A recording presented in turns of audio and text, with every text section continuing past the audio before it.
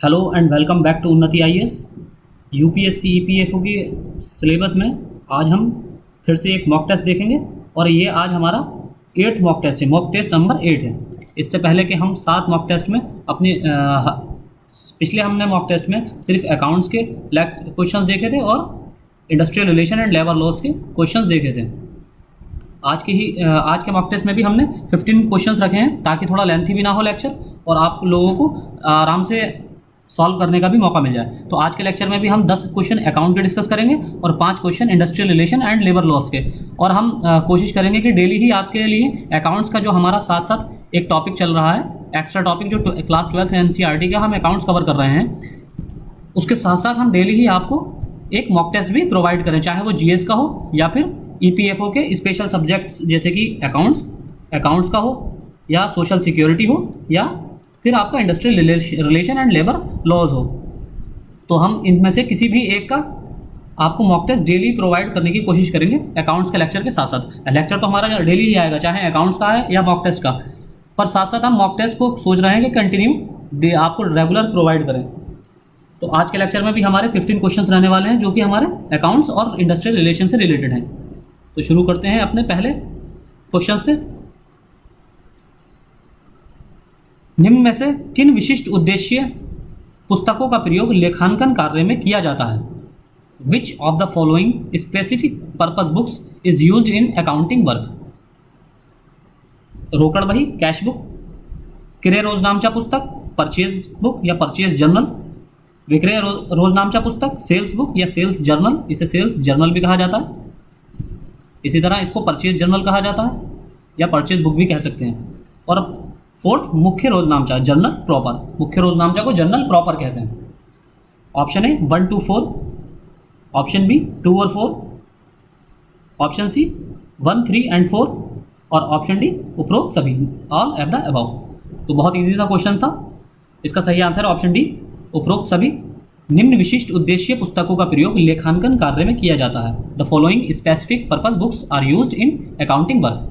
रोकड़ बही, cash book, क्रय रोजनामचा पुस्तक, परचेज जर्नल बुक, क्रय वापसी रोजनामचा पुस्तक, परचेज रिटर्न या रिटर्न आउटवर्ड्स जर्नल बुक, विक्रय रोजनामचा पुस्तक, सेल्स जर्नल बुक, 5वीं हमारी विक्रय वापसी रोजनामचा पुस्तक, सेल्स रिटर्न या रिटर्न इनवर्ड्स जर्नल बुक, और 6ठा है मुख्य रोजनामचा journal proper.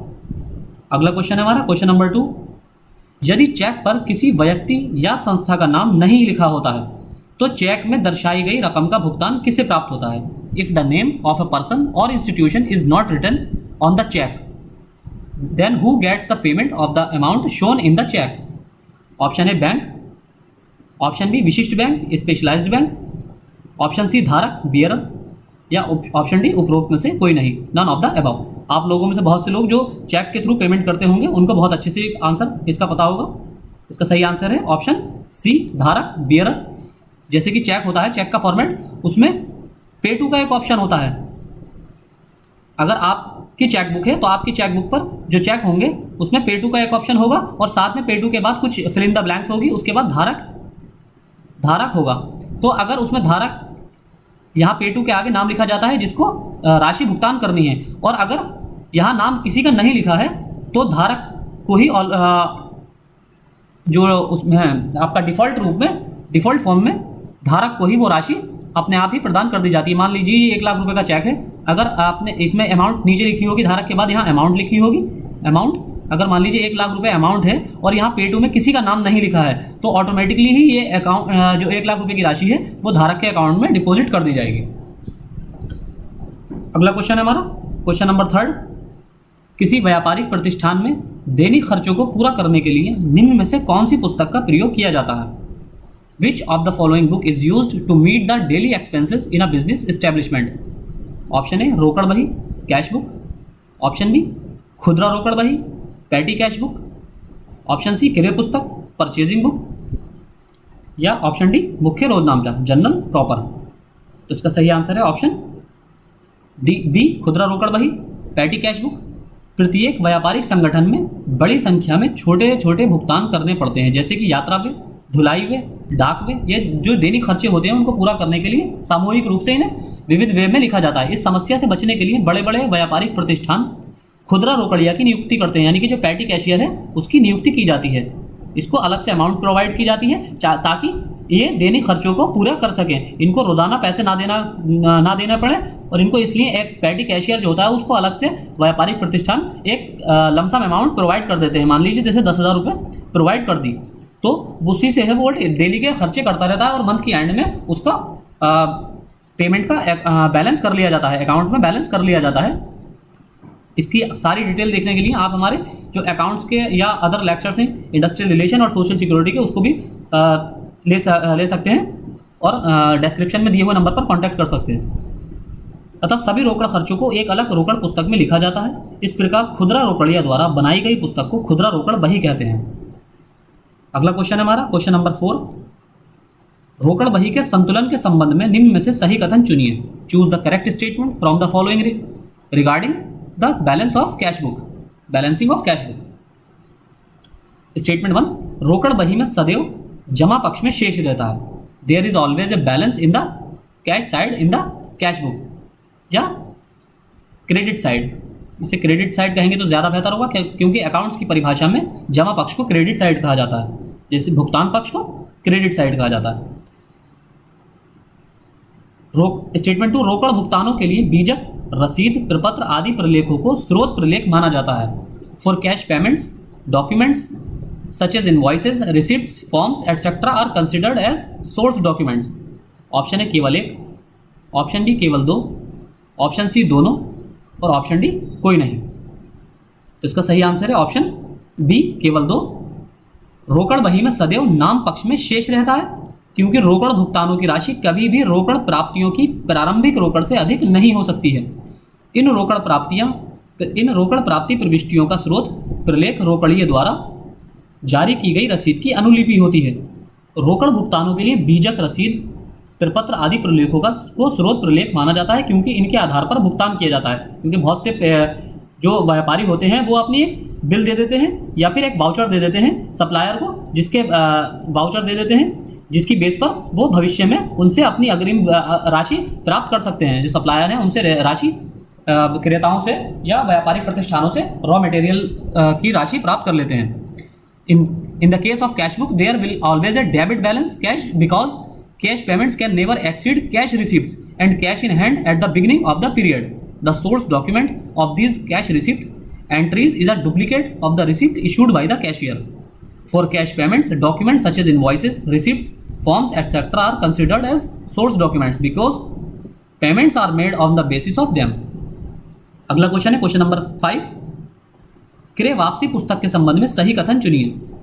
Choose the correct statement regarding the purchase return book. Statement 1, माल की वापसी होने पर क्रेता द्वारा क्रेडिट नोट बनाया जाता है जिसकी एक प्रति आपूर्ति दाता को भेजी जाती है। यहाँ क्रेता से अभिप्राय, जब भी आप यहाँ पर अकाउंट्स की संदर्भ में देखेंगे तो क्रेता से अभिप्राय ग्राहक से नहीं होता है। आप सोचेंगे जैसे कि ग्राहक, जब आप मान लीजिए कोई चीज़ दुकान पर खरीदने जाते हैं तो आप भी क्रेता हैं, लेकिन यहाँ पर कंसिडर किया जाएगा क्रेता वो जिसका व्यापारिक प्रतिष्ठान है वो क्रेता है। क्योंकि क्रेता इसलिए है क्योंकि वो अपने किसी भी प्रोडक्शन के लिए कच्चा माल किसी सप्लायर से खरीदता है और ये सप्लायर विक्रेता होता है। तो हमेशा जो रिटेलर होगा, अकाउंट्स की परिभाषा में जो रिटेलर होगा उसे ही क्रेता माना जाता है और जो होलसेलर होगा वो विक्रेता होता है। यानी कि जो सप्लायर है इसी, और अगर इसको किसी व्यापारिक प्रतिष्ठान के संदर्भ में देखेंगे तो जो सप्लायर होगा कच्चे माल का वो विक्रेता होगा और जो ऑर्गेनाइजेशन होगी या व्यापारिक प्रतिष्ठान होगा जो किसी वस्तु या किसी चीज़ का निर्माण कर रहा है या प्रोडक्शन कर रहा है वो हमेशा क्रेता होगा। तो माल की वापसी होने पर क्रेता द्वारा क्रेडिट नोट बनाया जाता है जिसकी एक प्रति आपूर्ति दाता को भेजी जाती है। A credit note is produced by the buyer after return of the goods and a copy of which is sent to the supplier. Statement 2, आपूर्तिकर्ता द्वारा क्रय वापसी के संबंध में डेबिट नोट तैयार किया जाता है। A debit note is prepared by the supplier in relation to the purchase return. Option A केवल एक, ऑप्शन बी केवल दो, ऑप्शन सी दोनों, और ऑप्शन डी कोई नहीं। तो इसका सही आंसर है ऑप्शन डी कोई नहीं। इस पुस्तक में उधार खरीदे गए माल को, ये कौन सी पुस्तक की बात हो रही है? क्रय वापसी पुस्तक, परचेज रिटर्न बुक या परचेज रिटर्न जर्नल। इस पुस्तक में उधार खरीदे गए माल की वापसी से संबंधित लेन देनों का अभिलेखन किया जाता है। कई बार विभिन्न कारणों से माल के आपूर्तिकारों को खरीदा गया माल वापस किया जाता है, जैसे माल में आवश्यक गुणवत्ता की कमी या दोषपूर्ण माल आदि। प्रत्येक क्रय वापसी एक डेबिट नोट 2 प्रतियों में बनाया जाता है, जिसकी प्रथम प्रति आपूर्तिदाता को भेज दी जाती है, जिसमें वो अपनी पुस्तकों में आवश्यक प्रविष्टि भी कर सके। आपूर्तिदाता भी नोट बनाता है, जिसे क्रेडिट नोट कहा जाता है। और हमने यहाँ स्टेटमेंट में क्या देखा था, आपूर्तिकर्ता द्वारा क्रय वापसी के संबंध में डेबिट नोट तैयार किया जाता है, जबकि आपूर्तिकर्ता द्वारा क्रेडिट नोट तैयार किया जाता है, क्योंकि जो माल उसने बेचा था वो दोबारा उसके वापस खाते में या उसकी स्टोरेज में क्रेडिट हो गया है, इसलिए उसको क्रेडिट नोट बनाना पड़ता है। और जो ये क्रेता होता है जिसने माल सप्लायर से खरीदा था, वो क्योंकि माल वापस भेज रहा है और उसके स्टोरेज से वो माल निकल गया, इसलिए यहाँ डेबिट नोट तैयार करेगा ये। तो इसका इंग्लिश ट्रांसलेशन है, this book records the transaction related to the return of goods purchased and borrowed. Many times the purchased goods are returned to the suppliers of goods due to various reasons such as lack of required quality or defective goods. A debit note is made for each purchase return, the first copy of which is sent to the supplier, in which he can also make necessary entries in his book. The supplier also makes a note which is called a credit note. अगला question है question number 6। विक्रय वापसी पुस्तक में माल की वापसी पर credit note किसके द्वारा तैयार किया जाता है? By whom is the credit note prepared on the return of the goods in the sales return book? Sales return की यहाँ बात हो रही है, विक्रय वापसी पुस्तक की। और पिछले स्लाइड में हमने पिछले क्वेश्चन में किसकी बात की थी? क्रय वापसी यानी कि परचेज रिटर्न की बात की थी। वहाँ हमने परचेज रिटर्न की बात की थी और इस क्वेश्चन में बात की जा रही है सेल्स रिटर्न की। तो यहाँ आपको बहुत ध्यान रखना है कि विक्रय वापसी पुस्तक में माल की वापसी पर क्रेडिट नोट किसके द्वारा तैयार किया जाता है? ऑप्शन ए क्रेता, ऑप्शन बी विक्रेता, ऑप्शन सी ग्राहक या कस्टमर, ऑप्शन डी उपरोक्त में से कोई नहीं, नन ऑफ द अबव। और यहाँ फिर से आप ध्यान रखिए, जैसे हमने आपको पिछली स्लाइड में बताया था, यहाँ क्रेता से अभिप्राय जो ऑर्गेनाइजेशन या प्रतिष्ठान किसी वस्तु का प्रोडक्शन कर रहा है वो क्रेता है, और विक्रेता वो है जो इस वस्तु के प्रोडक्शन में रॉ मटेरियल सप्लाई कर रहा है। जो सप्लायर है वो विक्रेता है हमेशा। तो इसको इस संदर्भ में हमेशा देखिए। तो इसका सही आंसर है क्रेडिट नोट किसके द्वारा तैयार किया जाता है? ऑप्शन ए क्रेता द्वारा। इस रोजनामचे का प्रयोग ग्राहकों द्वारा माल की वापसी को अभिलिखित करने के लिए किया जाता है। क्योंकि क्रेता द्वारा क्रेडिट नोट क्यों तैयार किया जाएगा? क्रेडिट का मतलब क्या होता है? क्योंकि किसी वस्तु का या किसी राशि का अकाउंट में भुगतान किया गया है, यानी कि अकाउंट में बढ़ोतरी हुई है। तो जब क्रेता यानी कि ऑर्गेनाइजेशन जो माल का प्रोडक्शन कर रही है, जब वो अपने ग्राहकों को माल बेचती है और मान लीजिए ग्राहक को वो माल पसंद नहीं आया और वो माल दोबारा उसको वापस कर देता है, तो इस कंडीशन में जब माल वापस कर देता है तो इस कंडीशन में क्रेता अपना एक क्रेडिट नोट तैयार करता है। तो क्रेता क्रेडिट नोट तैयार करता है। जब ग्राहकों द्वारा माल की वापसी होती है तो क्रेडिट नोट तैयार किया जाता है। जिस प्रकार क्रय वापसी की दशा में डेबिट नोट तैयार किया जाता है, जैसे कि हमने देखा था जब क्रय वापसी होती है तो डेबिट नोट क्रेता द्वारा तैयार किया जाता है। यहाँ क्रेता कौन है? ऑर्गेनाइजेशन या किसी प्रतिष्ठान का जो प्रोडक्शन जहाँ मैन्युफैक्चरर है, जो मैन्युफैक्चरिंग कर रहा है, तो वो विक्रय वापसी की कंडीशन में हमेशा क्रेडिट नोट तैयार करेगा और क्रय वापसी की कंडीशन में डेबिट नोट तैयार करेगा। डेबिट नोट और क्रेडिट नोट में यही अंतर है कि डेबिट नोट विक्रेता द्वारा तैयार किया जाता है और जबकि क्रेडिट नोट क्रेता द्वारा तैयार किया जाता है। यहाँ विक्रय वापसी की बात हो रही है। This journal is used by customers to record the return of goods. When the goods are return by the customers, a credit note is prepared just as a debit note is made in the case of a purchase return. The difference between a debit note and a credit note is that the debit note is produced by the seller while the credit note is produced by the buyer। अगला question हम देखते हैं इसमें, question number 7। निम्न कथनों पर विचार कीजिए। Consider the following statements. आरंभिक प्रविष्टियां, ओपनिंग एंट्रीज, समायोजन प्रविष्टियां, एडजस्टमेंट एंट्रीज, शोधन प्रविष्टियां, रेटिफिकेशन एंट्रीज, और चौथी हमारी स्थानांतरण प्रविष्टियां, ट्रांसफर एंट्रीज। उपरोक्त प्रविष्टियां निम्न में से किस पुस्तक से संबंधित हैं? The above entries are related to which of the following books? Option है क्रय पुस्तक यानी कि परचेज बुक या परचेज जर्नल, ऑप्शन बी मुख्य रोजनामचा प्रॉपर जर्नल, ऑप्शन सी विक्रय वापसी पुस्तक सेल्स रिटर्न बुक या सेल्स रिटर्न जर्नल, और ऑप्शन डी क्रय वापसी पुस्तक या परचेज रिटर्न बुक या परचेज रिटर्न जर्नल। तो इसका सही आंसर है ये उपरोक्त जो जितने भी हमने एंट्रीज बताई हैं, ये आपको बताना है कि किसमें ये कौन सी पुस्तक से या किस बुक से संबंधित हैं। तो इसका सही आंसर है ऑप्शन बी मुख्य रोजनामचा जर्नल प्रॉपर। ऐसे लेन देन जिनकी प्रथम प्रविष्टि किसी अन्य पुस्तक में नहीं की जाती उन्हें प्रथमतः पुस्तक में लिखा जाता है, जिसे मूल रोजनामचा कहते हैं। इस रोजनामचे में निम्न लेन देनों का विलेखन किया जाता है, जैसे कि आरंभिक प्रविष्टियां, समायोजन प्रविष्टियां, शोधन प्रविष्टियां, स्थानांतरण प्रविष्टियां और अन्य प्रविष्टियां। इनिशियल एंट्रीज या opening entries, adjustment entries, ratification entries, transfer entries और अदर एंट्रीज। अगला क्वेश्चन हमारा इसमें क्वेश्चन नंबर 8, खातों के संतुलन के संबंध में निम्न में से सही कथन चुनिए। Choose the correct statement from the following regarding balance of accounts. Statement 1, खातों का संतुलन सदैव प्रतिमाह किया जाता है। Balance of accounts is always done every month. Statement 2, नाम पक्ष एवं जमा पक्ष का सदैव बराबर होना ही खातों का संतुलन कहलाता है। When debit side and the credit side are equal it is called balance of accounts. Option A केवल 1, ऑप्शन बी केवल 2, ऑप्शन सी दोनों और ऑप्शन डी कोई नहीं। तो इसका सही आंसर है ऑप्शन बी केवल 2। खाता बही में खातों को एक निश्चित अवधि के अंत में ही संतुलित किया जाता है। साधारणतः यह समय लेखांकन वर्ष के अंत का होता है, यानी कि लेखांकन वर्ष होता है पूरा। यहाँ उद्देश्य व्यवसाय की वास्तविक स्थिति का अनुमान लगाना है। खातों के संतुलन से तात्पर्य है नाम व जमा पक्ष के कुल योग का बराबर होना। यदि नाम पक्ष का योग जमा पक्ष के योग से अधिक हो तो अंतर की राशि जमा पक्ष की ओर लिखी जाएगी, और यदि जमा पक्ष का योग नाम पक्ष के योग से अधिक हो तो अंतर की राशि नाम पक्ष की ओर लिखी जाएगी। नाम और जमा क्या होते हैं? नाम होता है आपका डेबिट साइड, नाम पक्ष जो होता है वो डेबिट साइड होता है, यानी कि जहाँ से पैसा कटेगा, और जमा पक्ष क्या होता है? भुगतान साइड या क्रेडिट साइड। इसे क्रेडिट साइड कहते हैं अकाउंट की परिभाषा में, credit side. The accounts in the ledger are balanced only at the end of a certain period, generally it is the end of the accounting year. यानी कि इसको खातों का संतुलन किया जाता है लेखांकन वर्ष के अंत में, यानी कि हमेशा फाइनेंशियल ईयर में। जैसे कि फाइनेंशियल ईयर कौन सा होता है आपका? 1 अप्रैल से 31 मार्च। तो एक फाइनेंशियल ईयर को ही, पूरे फाइनेंशियल ईयर को ही अकाउंट को संतुलित किया जाता है, बैलेंस किया जाता है। The objective here is to estimate the actual state of the business या actual condition of the business. The balance of the accounts means that the sum total of the debit and the credit side is equal. If the sum of the debit side is greater than the sum of the credit side, then the difference amount will be written towards the credit side. जैसे कि अगर debit side credit side से ज़्यादा होगी तो जो difference होगा उसे क्रेडिट साइड में लिखा जाएगा, और अगर sum of the credit side is greater than the sum of the debit side, then the difference amount will be written in the debit side. इसी तरह जब क्रेडिट साइड डेबिट साइड से ज़्यादा होगी तो जो डिफरेंस आएगा दोनों का उसे डेबिट साइड में लिखा जाएगा, क्योंकि हमें अकाउंट को बैलेंस करना है।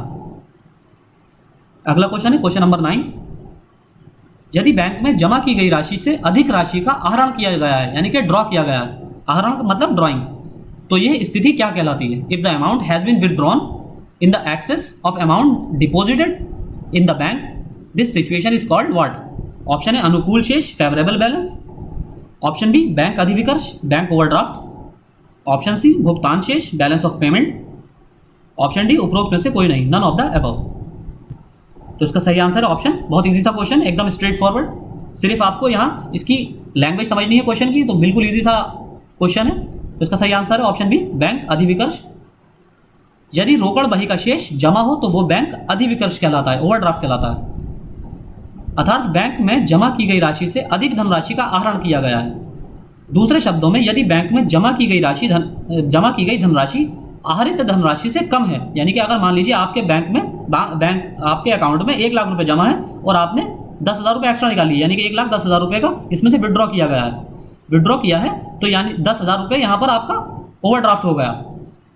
इसे रोकड़ बही व पासबुक के लिए प्रतिकूल शेष, यानी कि अनफेवरेबल बैलेंस कहते हैं। If the balance of the cash book is credited then it shown the bank overdraft, that means more money has been withdrawn than the amount deposited in the bank.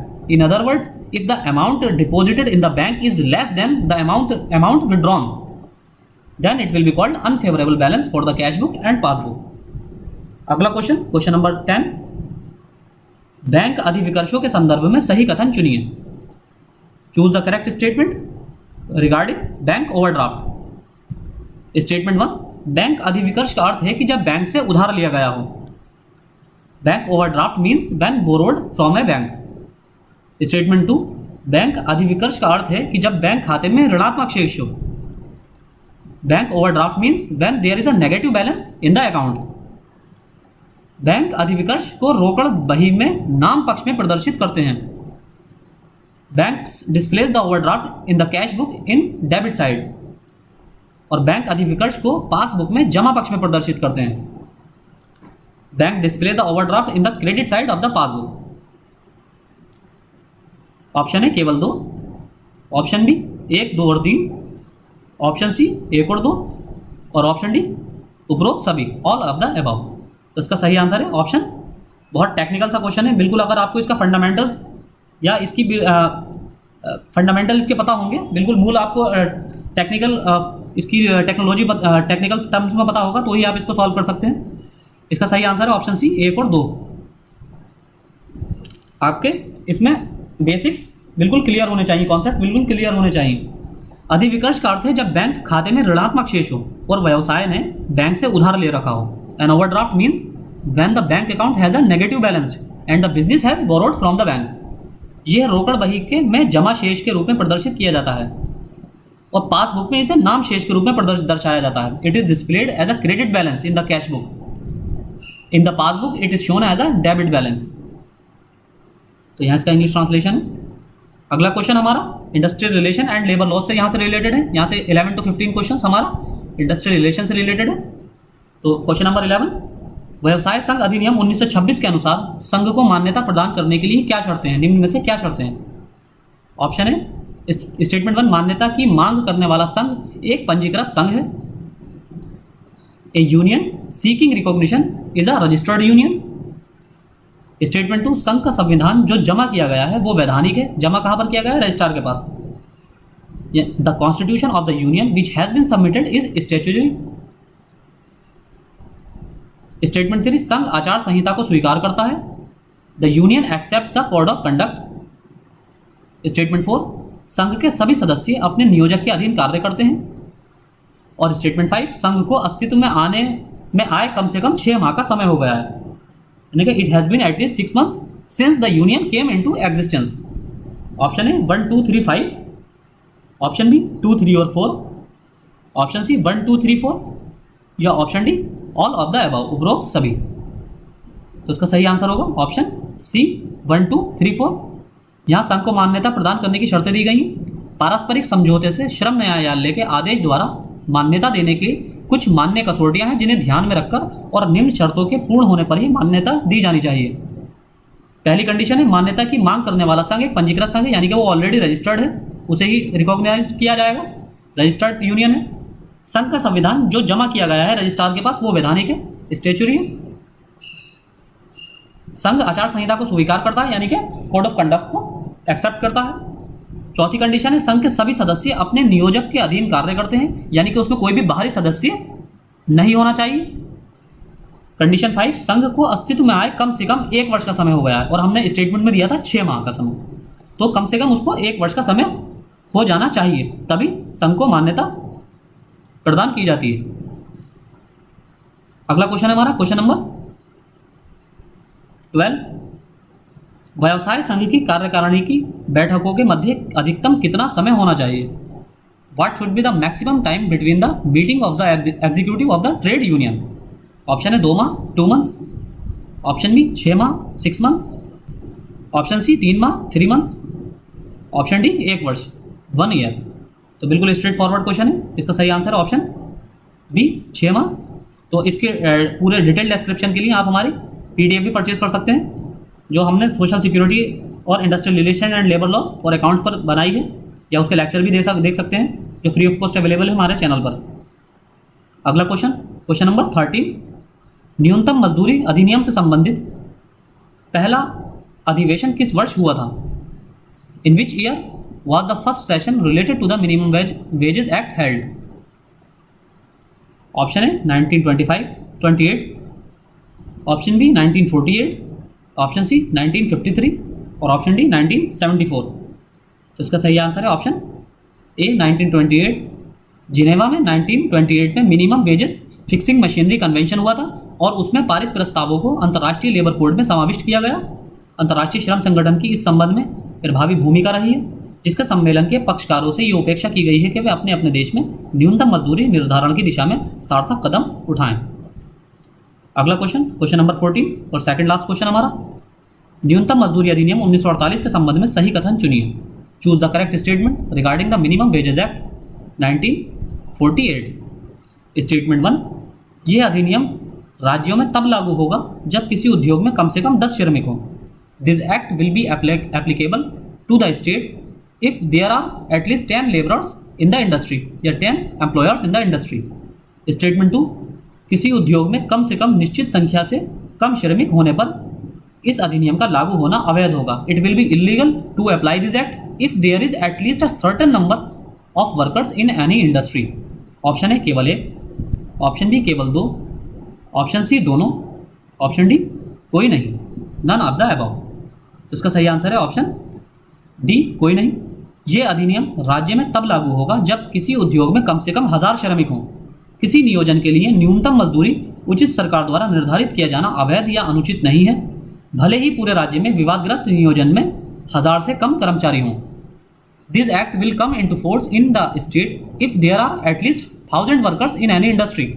It is not illegal और improper to set the minimum wage for any employment by the appropriate government, even if the entire state has less than 100 employees in disputed employment। आपको ये अच्छी तरीके से याद रखना है कि कारखाना अधिनियम लागू होने के लिए मिनिमम किसी कारखाने में कितने लेबर होने चाहिए। ट्रेड यूनियन के लिए ये संख्या अलग है और मिनिमम वेजेस एक्ट के लिए ये संख्या अलग है। इन सारी कंडीशंस में अलग अलग संख्या निश्चित की गई है। आप इसमें कंफ्यूज हो सकते हैं क्योंकि कारखाना अधिनियम में मिनिमम 10 है और अगर वो पावर से, उसमें भी अगर पावर से कोई कारखाना चल रहा है जिसमें इलेक्ट्रिक का यूज़ हो रहा है तो उसमें 10 है। अगर बिना इलेक्ट्रिक के वो मेन सप्लाई से यूज़ हो रहा है, मैन पावर उसमें यूज़ की जा रही है तो उसमें मिनिमम 20 लेबर होनी चाहिए। इसी तरह ट्रेड यूनियन एक्ट में मिनिमम 100 एम्प्लॉय की संख्या निश्चित की गई है और मिनिमम वेजेस एक्ट में यहाँ 1000 वर्कर्स की या एम्प्लॉयज़ की संख्या निश्चित की गई है। ये तीनों के डिफरेंस आपको याद रखने हैं। अगला क्वेश्चन और हमारा आज का लास्ट क्वेश्चन, क्वेश्चन नंबर 15। न्यूनतम मजदूरी अधिनियम 1948 के अनुसार मजदूरी में निम्न में से कौन सी मदें शामिल हैं। According to the minimum wages act 1948 which of the following items are included in the wage. Option A आवास भत्ता, हाउसिंग अलाउंस। ऑप्शन 2 स्टेटमेंट 1 आवास भत्ता, हाउसिंग अलाउंस। सेकंड हमारा आवास आपूर्ति, housing accommodation. Third pension fund और चौथा उपदान राशि। उपदान राशि को ग्रेच्युटी कहते हैं। तो ऑप्शन ए केवल 1, ऑप्शन बी 2 और 3, ऑप्शन सी 1, 2 और 4 और ऑप्शन डी उपरोक्त सभी, ऑल ऑफ द अबव। तो इसका सही आंसर है ऑप्शन ए केवल 1। मजदूरी की परिभाषा न्यूनतम मजदूरी अधिनियम के अनुसार मजदूरी की परिभाषा में से तात्पर्य ऐसे सभी पारिश्रमिक से है जो धन के रूप में अभिव्यक्त किया जा सकता हो और जो किसी ऐसे नियोजित को नियोजन करने के लिए दे हो, बशर्ते नियोजन की शर्तें पूरी कर ली गई हैं। इसमें आवास भत्ता भी शामिल होता है, यानी कि मजदूरी के अंदर आवास भत्ता भी शामिल होता है न्यूनतम मजदूरी में। किंतु मजदूरी की परिभाषा में निम्नलिखित सम्मिलित नहीं है। क्या सम्मिलित नहीं है इसमें? आवास आपूर्ति, हाउस एकोमोडेशन, यानी कि यह जरूरी नहीं है कि हर किसी को हाउसिंग फैसिलिटी दी जाए। प्रकाश पूर्ति, पेयजल तथा चिकित्सा खर्च का मूल्य। सेकंड कंडीशन है किसी दूसरी सुख सुविधा या कोई सेवा जो समुचित सरकार की धारणा या विशेष आज्ञा द्वारा अपवर्जित है। तीसरा पेंशन फंड या भविष्य निधि, यानी कि ग्रेच्युटी प्रोविडेंट फंड या किसी अन्य सार्वजनिक बीमे की योजना के अधीन नियोजक द्वारा दिया गया अंशदान। चौथा है कोई यात्रा भत्ता, यानी कि ट्रैवलिंग अलाउंस या यात्रा विषयक का मूल्य। पांचवा सेवा मुक्ति पर दे उपदान राशि, ग्रेच्युटी। यानी कि ये सारी जो 5 कंडीशंस हैं या 5 तरह के वे हैं, ये न्यूनतम मजदूरी अधिनियम के अंतर्गत देने के लिए कोई भी एम्प्लॉयर बाध्य नहीं है। सिर्फ या सैलरी और प्लस आवास भत्ता दिया जाएगा। हाउसिंग अलाउंस देने के लिए वो बाध्य है, हाउसिंग अलाउंस दिया जाता है, उसके अलावा कुछ भी देने के लिए वो बाध्य नहीं है। तो आज के लेक्चर में इतना ही। अगला लेक्चर हमारा अकाउंट्स पर आएगा। अकाउंट्स पर 25th लेक्चर हम प्रोवाइड करेंगे कल, और साथ में कोशिश करेंगे आपको एक मॉक टेस्ट प्रोवाइड करने की, जो हमारा या तो जीएस से रिलेटेड होगा या फिर accounts, industrial relation and labour law और सोशल सिक्योरिटी, जिसमें हम तीनों के क्वेश्चंस कवर करने की कोशिश करेंगे। तो आज के लेक्चर में इतना ही। Thank you.